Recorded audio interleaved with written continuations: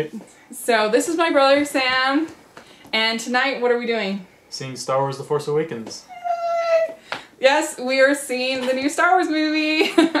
So I thought it would be really fun. He's going to be with me until Saturday, and so I thought it'd be fun. We each sort of give 2 expectations that we have for the film, and then we will meet back tomorrow and we'll record whether the film met those 2 expectations. If you want to check out my friends Abby and Jeremy and I did pretty in-depth, sort of more podcast-style reviews and discussions of all 6 of the Star Wars films, and I think they turned out really good. So I'll put a playlist link, and if you want to check those out, I really would appreciate it. So for me, what I'm expecting, my 2 biggest expectations of this film are, one is that I want the action to be intense and fun. Like, I want there to be good action set pieces that feel real, and I don't want to feel bored. Like, if I'm bored in this movie, I'll be so bummed. The second thing that I'm most sort of anticipating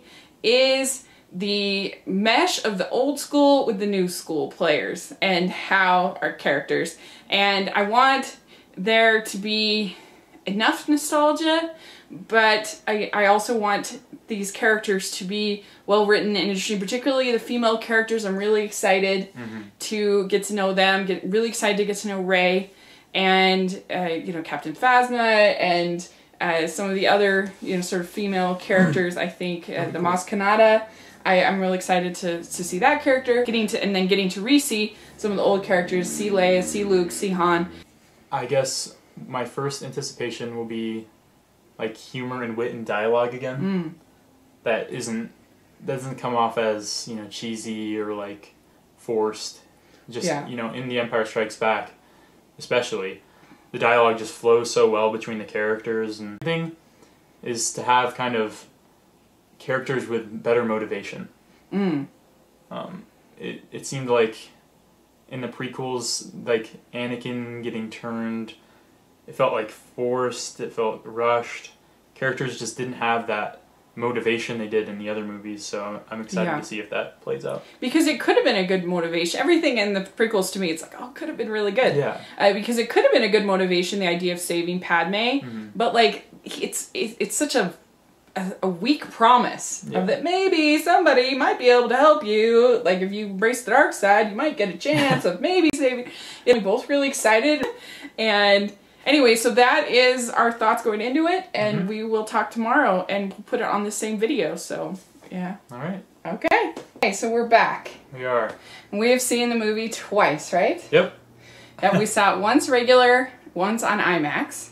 And for those of you that are spoiler sensitive, like people that don't even want to know kind of whether you thought it was good or bad or anything about anything, then don't watch this portion, and we will get a little bit more spoiler heavy, but we'll give you notice at the end of this video. We're just going to each talk about, kind of give our review of the film and how those 2 expectations were met. I'll start with my first expectation, and that was what I wanted: the action to feel real, and I wanted it to be exciting, and I didn't want to feel bored.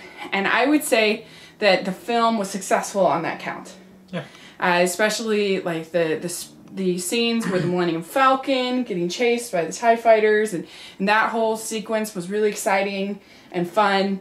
And I liked the way that you had lightsaber fights in this that felt visceral. In some of the ones in the other versions, you almost wanted to go up and be like, to the lightsaber and put your hand through it or something. Like, this felt like a weapon, like your hand would get cut off. I heard they actually use more practical effects, like when they actually hit lightsabers together, sparks were made in like the real life. I never felt bored watching this movie. Yeah. I never felt bored. A really frantic pace pretty much throughout. Yeah. Some could argue even to a fault, that it was very, very fast moving. The first one was humor and dialogue. And I think this is the best. I think this is the funniest Star Wars movie ever made. Yeah. Really, I mean, the relationships between characters are hilarious. Just the back and forth dialogue is fantastic. So, I mean, really hit the ball out of the park on that one. And from lots of different characters, because in previous Star Wars films, you had just C-3PO pretty much being the comic relief. or maybe sometimes you get some sarcastic sort of humor from Han. But pretty much most of the humor came from one character. So you had Jar Jar, you had, they had BB-8, but BB-8 was more of like a cutesy. It didn't really supply that. Definitely feel Lawrence Kasdan's influence, I think, on the script in that way, especially the humor. Yeah. So my second thing is that I wanted to see a good meshing between the old and the new characters. And I feel like for the most part, they succeeded in that. There were a lot of characters in the story, and I think there were some that they were definitely setting up for the next movie. And so you didn't get as much of them as you wanted, but for the most part, I really liked the meshing of the old and the new characters. I really liked Han and Leia, and even the little bit you got of C-3PO and R2-D2. I loved a lot of the new characters. The main big characters, I loved Rey, I loved Finn, I loved BB-8. I didn't feel a need, kind of like in New Hope, like you don't need to know what Leia has been doing with the rebellion. You just know that she's part of a rebellion. And I like that they didn't feel a need to go into, say, Poe's backstory. I think they're kind of riding a line between almost being too vague, though. Sometimes, yeah. Especially with like what the current state. I think they'll explain it more, but just like the current state of the galaxy isn't really well explained at all. Yeah, I think that's a fair point for sure. And so, what was your second? My second was character motivations. This movie definitely has some really good character motivations, but at the same time, there's a lot that we don't understand at all. And there's a lot, even as opposed to just characters, like factions. Like we don't really understand faction point of views as well. Yeah. So good job, I think, creating characters that were layered compared to the original trilogy. Characters that are battling between good and evil, as opposed to, say, a Vader that is, with exception of a little bit of you have this old-fashioned religion, was pretty much just, a bad guy, and Obi-Wan was the good guy. And I felt like in this, they did a good job of sort of these characters that were sort of, even Han, I felt like was sort of battling sort of his weaknesses with his strengths. There are some characters that are a little bit one note, and you don't know enough sort of about their backstory to kind of figure out why they have the abilities they do and why they're motivated to do what they do and why they're on this journey. Yeah. So, and I do think, though, that I just have this feeling that we're going to see the second one in 2 years and be like, oh. Yeah, hopefully. Hopefully the things that overall, I just thought it was such an entertaining experience, and I just left feeling really happy both times, and just because of that mixture of the action and the humor. And we'll get into the spoiler section, get into a few things, but I don't think it's perfect. There were things that I wanted to change, but overall, I definitely would say go see it. Go take your family. I really don't think it's too violent for... I mean, I saw lots of kids at Jurassic World, and I personally think that movie is more violent. Oh, yeah, I agree. Than this. I think if your kids can handle Jurassic World or the Harry Potter movies or, a lot of those kind of things, I think are more intense and dark than this. So I think go with your family, go have fun, and they'll really start to get excited about the lore and the characters and the story and everything like that. So we're going to give you a second to turn off. And so we're going to talk a little bit spoilers. So one thing spoilerly I liked was that I thought that Kylo Ren was an interesting character in the sense that he's battling with the light. Right. You can tell he's sort of this baby in a way. Yeah, he's like a little toddler almost. Yeah, like he's like, I want to be like you, looking at Vader. When someone gives him bad news, he just kind of has a temper tantrum, like destroys everything in the ship. And I did like that line where the stormtroopers were they see him destroyed, and they're like, turn around, they're like, hightail it out of there. That was really good. I guess my spoiler thing that was good would be John Boyega's character. Yes. I think it's really cool to have a character that is originally from the Empire kind of defect, and it brings up a lot of like possible awesome plot lines of like rebellion within the Empire, and it kind of humanizes the Stormtrooper character in a way that we haven't seen before. Even like Vader says, Kylo Ren says, like, it's too late. It's too late. So there's this idea that like once you're in their power of the dark side, that's it. It's done. For me, a negative, I'm disappointed with a couple different villains. I was disappointed with Snoke. Supreme Leader Snoke. Snoke. I don't like the name. I was disappointed with Snoke. I didn't like how big he was. I know he's a projection, but I just didn't like the look of him. I thought he looked cheesy. That Hux was cool, and I thought that that Kylo Ren was really cool. And so for me, like, for them to be at the worship of this thing I didn't think was this cool, that was a little he just didn't feel intimidating. No. And you brought up a point how this movie is not as dark as, like, Jurassic World, and I think that is a problem, considering it's a Star Wars movie. And we didn't really get that feeling that the Sith were, like, intimidating or evil. I guess they're not technically Sith as far as we know, but... I wouldn't say necessarily that it's not as dark as Jurassic World, but I would just say that it's not as violent. You don't get the same feeling looking at Snoke as you did looking at the Emperor. There's not that same... So I think there's more... I think they're doing kind of a Wizard of Oz type of thing. I don't think he's actually that being. I think that Supreme Leader Snoke is something more powerful, and they're going to kind of have a reveal in the later movies. They're kind of holding it out, which is fine. Yeah, I would be really curious. And just the special effects of it, I just didn't think it looked didn't that fit good. with the rest of the movie. Pointed with Captain Phasma, because she's such an awesome character. I have like a poster of her in my room, and she's kind of wimp. Well, yeah, she really doesn't... They don't use her at all. Yeah, she's not in that much, and she, like, turns off the shield pretty easily. It could come... I mean, she could come back in the next one with kind of a revenge plotline. Yeah, because here's what so Finn is able to convince her to... I felt like to take down the shield pretty easily for someone as, like, hardcore as she's supposed to be. Yeah. So that was disappointing. But I kind of wonder if, like, in the next one... Finn is going to like use her to kind of start the rebellion within the Empire. That'd be cool. She Wouldn't that turns be cool? out to be a good guy. Yeah, that would be awesome. That's just that'd be interesting. 100% speculation, but I just feel like she's kind of easily. Or she's gonna be like super angry and try to kill everybody. But that could be too.